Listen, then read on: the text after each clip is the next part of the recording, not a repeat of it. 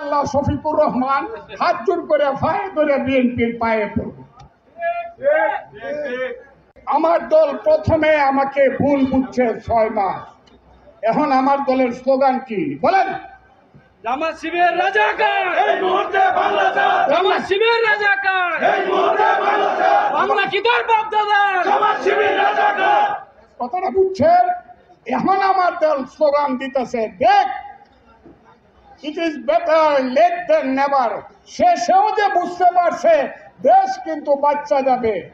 আর তারেক রহমান, আমাদের নেতা তারেক রহমান একবার যদি আঙ্গুলটা সোজা করে বলে, এই রে রাজাকারের বাচ্চারা, আমার বাপ কিন্তু মেজর জিয়া, যে মেজর জিয়া বলেছিল I do hereby declare the independence of Bangladesh. কথাটা ঠিক না বেঠিক? সেই মেজর জিয়া আমার বাপ সেক্টর কমান্ডার, ব্রিগেড কমান্ডার আমার বাপ মেজর জিয়া। আমি কিন্তু যারা মুক্তিযুদ্ধের বাইরে কথা বলবে তাদের সঙ্গে কোনো সম্পর্ক রাখবো না।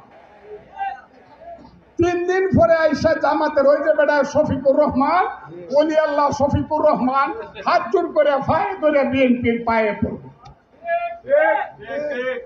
এই যে এখন স্লোগান দিতেছি, তো জামাত শিবির রাজাকার, জামাত শিবির রাজাকার। এই মুহূর্তে বাংলাদেশ।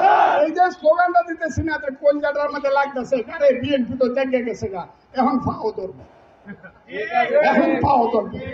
এর আগে 7 দিন কালে স্লোগান দিছে, 1 দিন 1 2 3 4 দিছে না?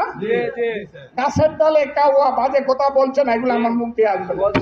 তারেক তারেক করিস না রে, খবরদার থাকবে না রে। তারেক তারেক করিস না রে। খবরদার থাকবে না রে।